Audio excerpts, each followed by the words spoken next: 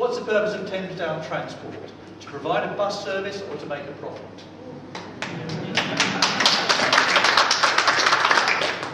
Would, who wants to give this one? Dale, I'd like to stay or something. Okay. Molly, would you like to? Well, I think probably somebody from Swindon should start. Because it's not really Well, while you're thinking, let me just say that one of the issues that, again, the Swindon Older People's Forum has been about, there have been changes to the provision of local services. A lot of people have got understandably upset about this. And where we come from from the Older People's Forum is that social isolation and loneliness is a real issue of the people. And what we're saying is that changes that have and are going to take place in local bus and service provision are exacerbating that particular problem. And it seems a bit of a paradox when the One Swindon agenda has as one of its themes to reduce social isolation and loneliness.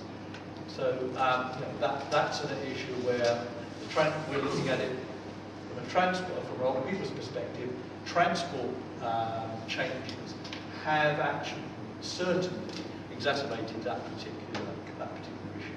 So that's giving you time for some thought. Does anyone now want to kick it off in terms of Might as well. So I've got some direct experience of Thames Down Transport because I was actually a non-executive director, so a council nomination onto the board for about 2 years. This is about 5 years ago now, so I've got some understanding about some of the realities that face Thames Down Transport. The best way to describe it is the company is at arm's length from the council. We can't dictate how it is run. We have board representation, along with the unions, along with the employees, and of course there is the board there as well. 95% of bus services and the bus network in Swindon is run commercially. It makes a profit. It means that 5% currently isn't. So it is subsidised either by the council through contracts, or it subsidises it itself between a profitable route offsetting, or effectively subsidising another part of the route. And there's a careful balance that has to be met between doing it. But because it is a council-owned bus service, quite regularly there are flack in the headlines about bus services and routes being changed and the council's responsibility. But again, it's no different from the Royal Mail in many ways, where that was also a arm's length company from the government. So when they wanted to put up the price of stamps or change the service delivery, they could ask for certain things from the government, but actually it's the Royal Mail director's decision on how to run it. We don't interfere in the way day-to-day operations. So it is Thames Down Transport is a commercial company that needs to be run commercially in order to be sustainable and to run the buses, but it does have to have a social conscience and provide bus services to the areas that can't be run commercially, whether that's the villages or to the town centre or however you want to kind of talk about it. But there is then also a role where the council, and it quite really has, stepped in and said, you need to be run commercially. You give us a dividend in many years. They haven't this year because of the changes in fuel prices, for instance. Because they still have to pay for fuel in the same kind of way you do fuel cars. And we need to step forward and say, actually, we'll pay you £250,000, £100,000, changes year to year, to actually put on bus services to areas where they are not sustainable. I can think of one area down at Wanborough, for instance, where they've just secured £10,000 from the council cabinet to continue to have a bus service through the villages. But this is also then where we've got to work with other places. It isn't the Thames Down Transport's sole responsibility. It isn't just the Borough Council. We do have stagecoaches as an operator in the town. We do have now the right to challenge the Localism Act, where a local community could get together and say, I think I can provide a better bus service than Thames Down Transport, or the Parish Council could turn around and do that. They can go ahead and get the same kind of contracts that exist at the moment, and they can run the service. So it's actually, how do we actually make it dynamic? And ultimately it's a balance, but Thames Down Transport is run on a commercial basis. 95% of the routes are already run commercially, and it's how do you work within that 5% and continue to maintain bus services in the hard-to-reach areas, tackling social isolation, and that's exactly what the council is trying to accomplish at the moment with its bus strategy, which we have agreed for the next 3 years. So there is now a maintenance of the existing network, and we'll continue to move there on an ongoing basis. That's what I understand. Okay, thank you, Dale. I mean, to me that's quite a confusing answer, and I am quite confused about what's happening in Thames Down, and I think it's a very good question. And to me, I mean, I'm not an expert on Thamesdown or Swindon, but it kind of opens up the whole issue around what should be done by the market, what shouldn't be done by the market. Because as I understand it, Thamesdown is half owned by the council here, so it's not fully in the market. And I think, I've already raised that question in terms of energy. Is it appropriate for our energy supply to be entirely controlled by the market? And I think we also need to raise that question in terms of transport. And as Swindon's a railway town, you'll forgive me now if I move on to talk about the railways. Last time I was in Swindon actually was earlier on this week when I was coming back from London. I heard that horrible phrase, this unit is now being withdrawn from service, which means your train's broken down.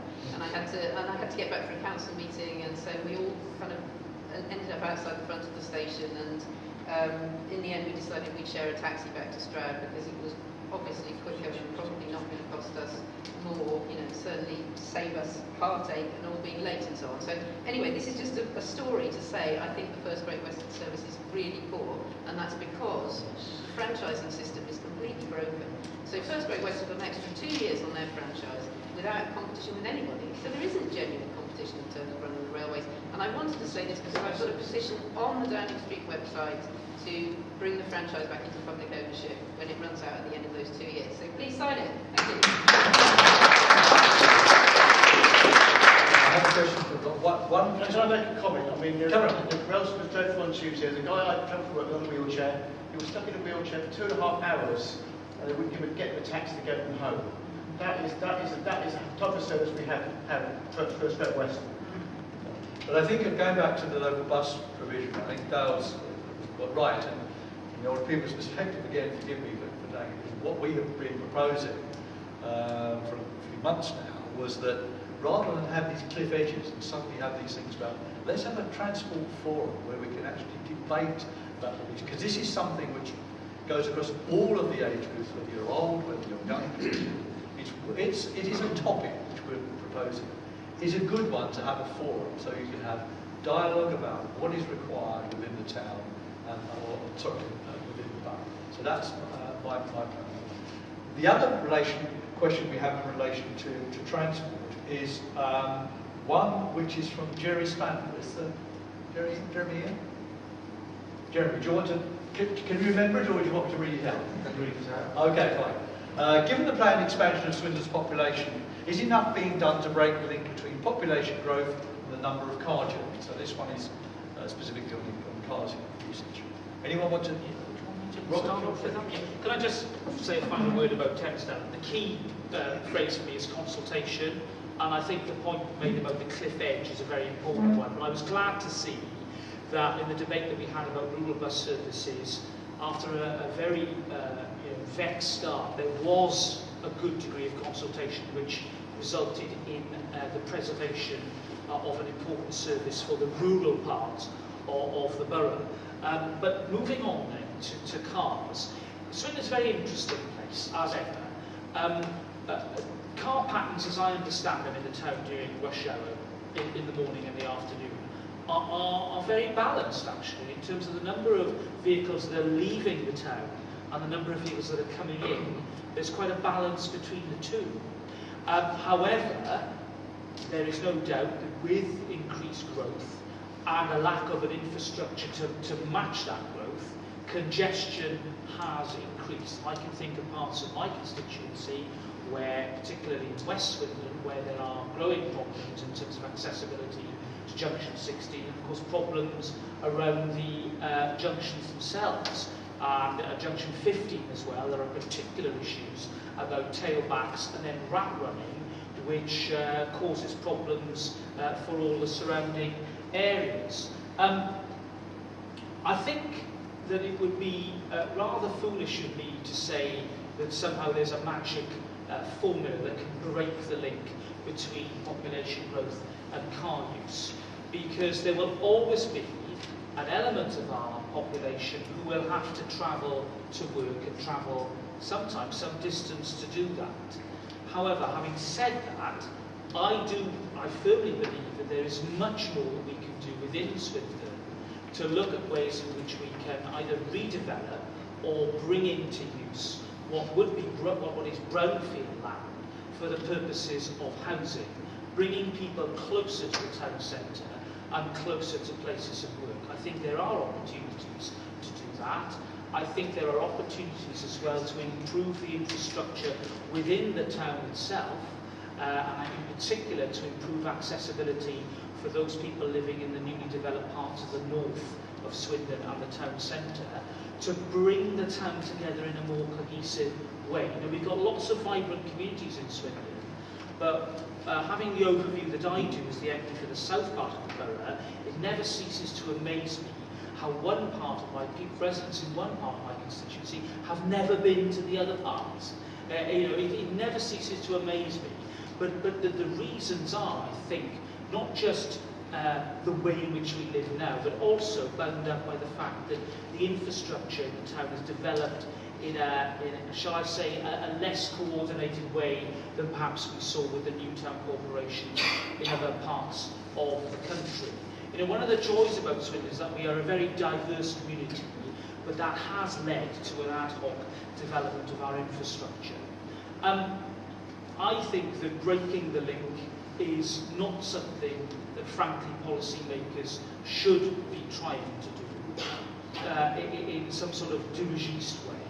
But I do think that the more that we link places of employment and industrial and retail activity to where we live, then the less we will need the motor vehicle to get us from place to place.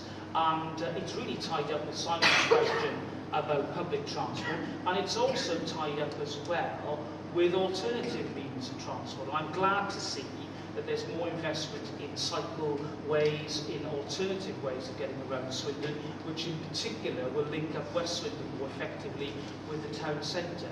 So there is some cause for optimism, but you know, I think I would be being rather foolhardy if I said that somehow there was a magic formula to break that link. Any comments on that particular? Yeah. Sorry, Gary. Yes.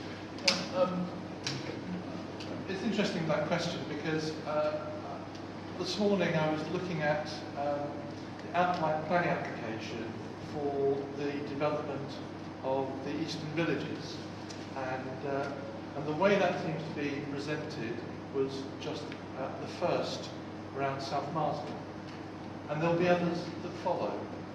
And it seemed to me that actually there is a case to say that there does need to be intervention.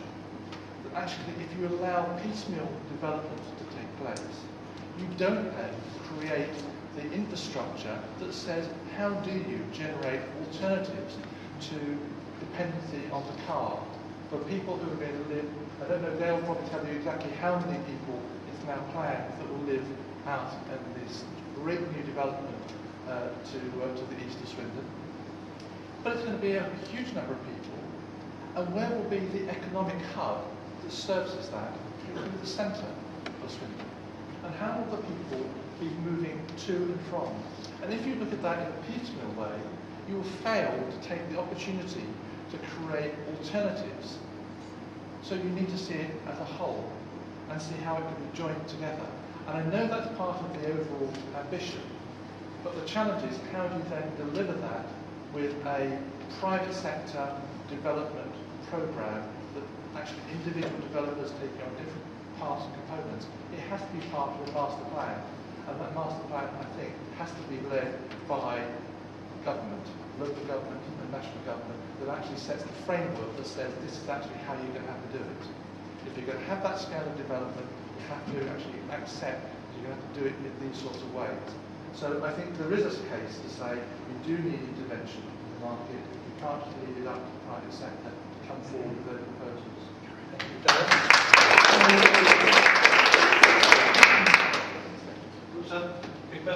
All right, I just want to say something quite short. This is We're getting it. I'm getting it in. Can I ask you to actually be quite short? I will be short. I just wanted to say I think we took a wrong turning in terms of balance between public transport and cars. I think the name beaching is very familiar to lots of people in this room, but not so many people know that beaching was a very good friend of McAlpine, who was the person that built the roads. So I think there might have been something going on there. But in terms of how we're going to break that link, I actually think, because I work in London, I actually think that that link is being broken. And I think what the manufacturers of cars did was they identified having a car with freedom and identity, and they did that through advertising, as has already already been discussed. And I think young people now, and particularly young men, they just don't have that same urge to buy a car. Because the public transport works well in London now, everybody travels by public transport, and young men are not buying cars, and the level of car ownership is falling. So I'm very optimistic that that link is being broken, but I have to say that cycling safety is absolutely crucial. We're going to see that trend continue. I kind of disagree with what's kind of been said. I think London's a special case where you've got the underground and public transport and TfL. I don't think you can draw analogies to Swindon, for instance. But I actually do agree with virtually everything Gary said. I actually have very strong views when it comes to intervention on the planning side. So you've heard quite a lot about the National Planning Policy Framework and the Localism Act and where we stand on planning at the moment. One of the benefits of the system is that it gives much more control to the local authority, which is why we have our 4 strategies, and here in Swindon it's called the local plan.